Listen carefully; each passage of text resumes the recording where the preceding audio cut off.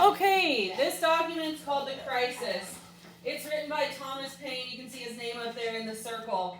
So, this document was written in January of 1776. So, before the Declaration of Independence was signed a few months later. This guy, Thomas Paine, he was a soldier in the army, and he... What other thing did he write? Common Sense. Common Sense, yes. So he wrote this series of pamphlets, and they were reproduced and passed out to all the enlisted soldiers. George Washington loved it so much, he wanted every soldier to have a copy of it. I actually found I can't be original, because that wouldn't have survived, but a thing you could print off that had it in the pamphlet form. So, a pamphlet's like kind of folded like this and bound together on the spine. But this is an abbreviated version. The whole thing is like 14 pages. So we're only reading the highlights, let's call it. What most textbooks include a copy similar to this. Okay? Alright. My internet won't even allow me to ask this question.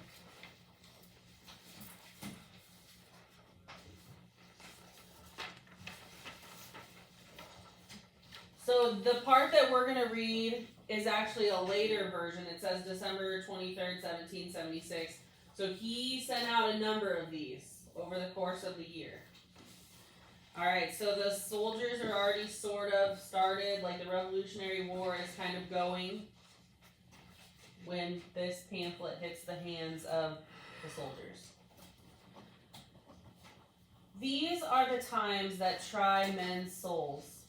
The summer soldier and the sunshine patriot will, in this crisis, shrink from the service of their country. But he that stands by it now deserves the love and thanks of man and woman. Tyranny, like hell, is not easily conquered. Yet we have this consolation with us, that the harder the conflict, the more glorious the triumph. What we obtain too cheap, we esteem too lightly. It is dearness only that gives everything its value. Heaven knows how to put a proper price upon its goods, and it would be strange indeed if so celestial an article as freedom should not be highly rated. Britain, with an army to enforce her tyranny, has declared that she has a right not only to tax, but to bind us in all cases whatsoever. And if being bound in that matter is not slavery, then there is not such a thing as slavery upon the earth. Even the expression is impious, for so unlimited a power can belong only to God. Okay, I want you to make a little mark. Anybody got a guess at what those capitalized letters, why those are capitalized? There's a exact reason. Because they're important? Yes? Because each letter stands for something, possibly. Each letter does stand for something within the word. I don't know where we are, so I don't know. Like These, the capitalized letters? yep, the all caps letters. These are words Paine has pulled directly from the documents that Britain has sent to the colonists. The letters of peace and reconciliation that England has sent. So what do you want to like? So that's why they're capitalized, because they're words taken directly from the British correspondence.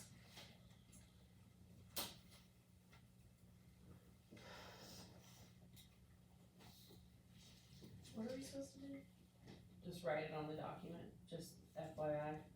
FYI, so we can. The words in all caps are taken directly from British correspondence. Now, whenever you're citing someone, what opportunity do you have when you're citing someone else's words? You get to use what you choose which words you use. You pick what words you choose.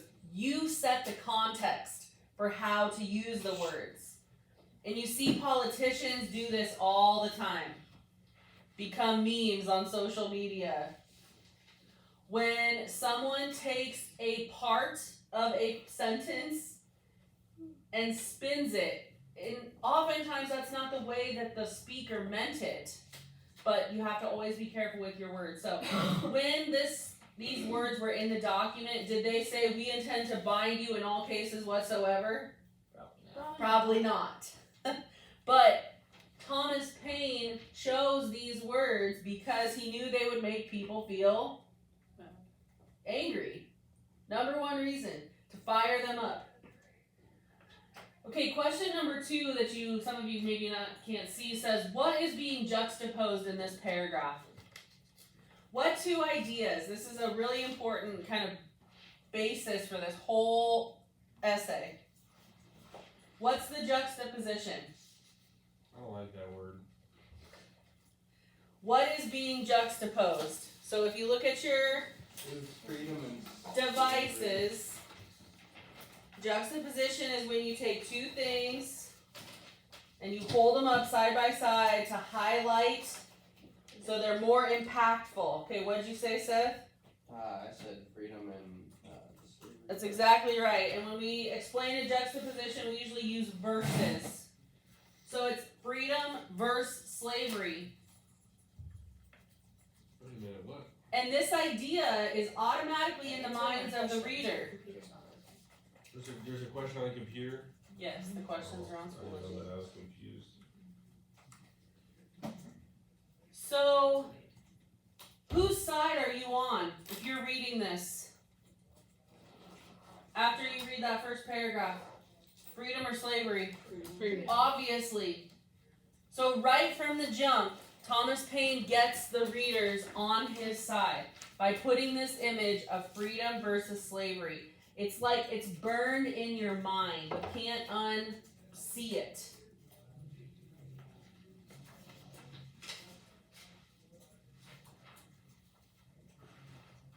Hold on, I have a question. So freedom for slavery is being juxtaposed. This juxtaposition affects the readers because Thomas Paine is getting the readers on his side by comparing.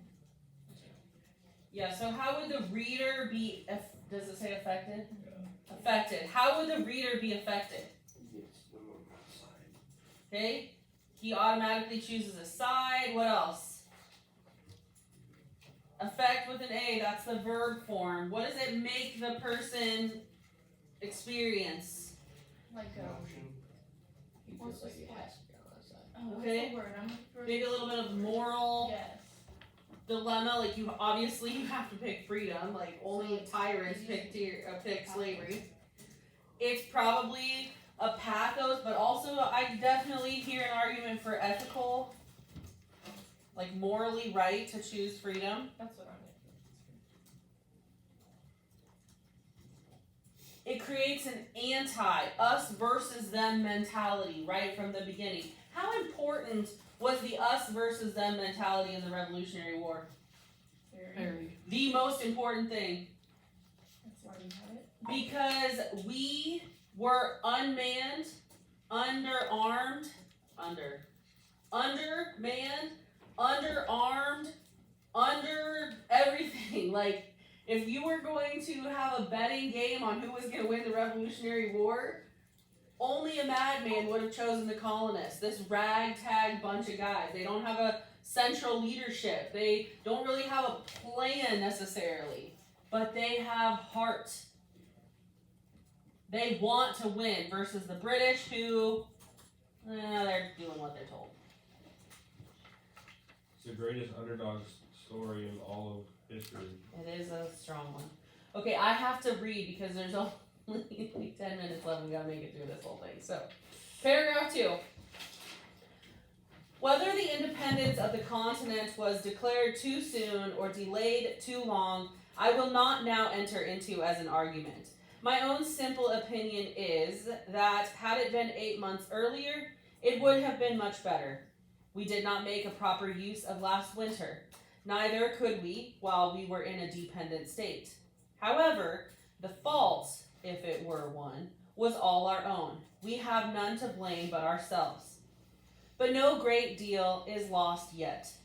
All that Howe has been doing for this month past is rather a ravage than a conquest, which the spirit of the Jerseys a year ago would have quickly repulsed, and which time and a little resolution will soon recover. I have as little superstition in me as any man living, but my secret opinion has ever been, and still is, that God Almighty will not give up a people to military destruction, or leave them unsupportedly to perish, who have so earnestly and so repeatedly sought to avoid the calamities of war by every decent method which wisdom could invent. Neither have I so much of the infidel in me as to suppose that he has relinquished the government of the world and given us up to the care of devils. And as I do not, I cannot see on what grounds the King of Britain can look up to heaven for help against us.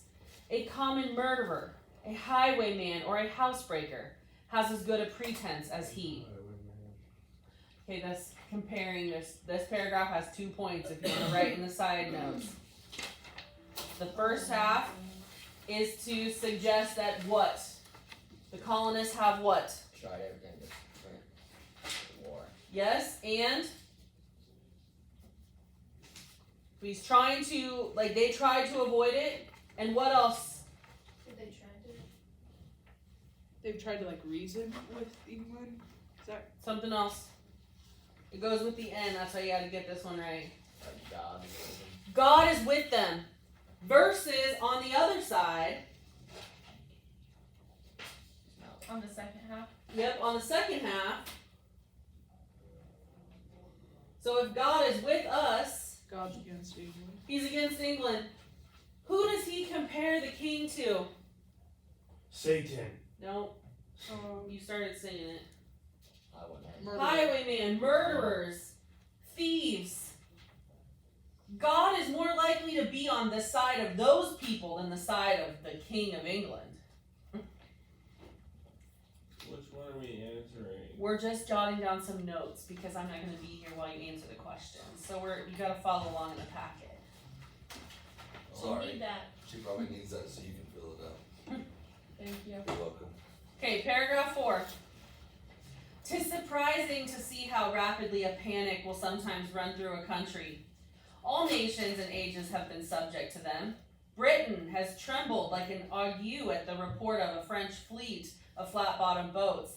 And in the 14th or 15th century, the whole English army, after ravaging the kingdom of France, was driven back like men petrified with fear. And this brave exploit was performed by a few broken forces, collected and headed by a woman, Joan of Arc. Ooh. Would that heaven might inspire some Jersey maid to spirit up her countrymen and save her fair fellow sufferers from ravage and ravishment. Yet panics in some cases have their uses. They produce as much good as hurt. Their duration is always short. The mind soon grows through them and acquires a firmer habit than before. But their peculiar advantage is that they are the touchstones of sincerity and hypocrisy, and bring things and men to light which might otherwise have lain forever undiscovered. In fact, they have the same effect on secret traitors, which an imaginary apparition would have upon a private murderer. They sift out the hidden thoughts of man and hold them up in public to the world. Many a disguised Tory has lately shown his head, that shall penitentially solemnize with curses the day on which Howe arrived upon the Delaware. Howe's the leader of the Revolutionary Force. I shall conclude this paper with some miscellaneous remarks on the state of our affairs, and shall begin with asking the following question. Why is it that the enemy have left the New England provinces and made these middle ones the seat of war? The answer is easy. New England is not infested with Tories, and we are. I have been tender in raising the cry against these men and used numberless arguments to show them their danger, but it will not do to sacrifice a world either to their folly or their baseness. The period is now arrived in which either they or we must change our sentiments. or one or both must fail. And what is a Tory? Good God, what is he? I should not be afraid to go with 100 Whigs against 1,000 Tories, were they to attempt to get into arms. Every Tory is a coward. For servile, slavish, self-interested fear is the foundation of Toryism, and a man under such influence, though he may be cruel, never can be brave. Quitting this class of men, I turn with the warm ardor of a friend to those who have nobly stood and are yet determined to stand the matter out. I call not upon a few, but upon all, not on this state or that, but on every state. Up and help us. Lay your shoulders to the wheel. Better have too much force than too little when so great an object is at stake. Let it be told to the future world that in the depth of winter, when nothing but hope and virtue could survive, that the city and the country, alarmed at one common danger, came forth to meet and to repulse it. Say not that thousands are gone. Turn out your tens of thousands. Throw not the burden of the day upon Providence, but show your faith by your works, that God may bless you. It matters not where you live or what rank of life you hold, the evil or the blessing will reach you all. The far and the near, the home counties and the back, the rich and the poor will suffer or rejoice alike. The heart feels not now is dead. The blood of his children will curse his cowardice, who shrinks back at a time when a little might have saved the whole and made them happy. I love the man that can smile in trouble, that can gather strength from distress and grow brave by reflection. 'Tis the business of little minds to shrink, but he whose heart is firm and whose conscience approves his conduct will pursue his principles unto death. My own line of reasoning is to myself as straight and clear as a ray of light. Not all the treasures of the world, so far as I believe, could have induced me to support an offensive war, for I think it murder. But if a thief breaks into my house, burns and destroys my property, and kills or threatens me, or those who are in it, and to bind me in all cases whatsoever to his absolute will, am I to suffer it? What signifies it to me, whether he who does it is a king or a common man, my countrymen or not my countrymen, whether it be done by an individual villain or an army of them? If we reason to the root of things, we shall find no difference. Neither can any just cause be assigned why we should punish in the one case and pardon in the other. Let them call me rebel and welcome. I feel no concern from it. But I should suffer the misery of devils were I to make a horror of my soul by swearing allegiance to one whose character is that of a sottish, stupid, stubborn, worthless, brutish man. That's about the king, by the way. I can see likewise a horrid idea in receiving mercy from a being, who at the last day shall be shrieking to the rocks and mountains to cover him, and fleeing with terror from the orphan, the widow, and the slain of America. Period. Dun dun dun.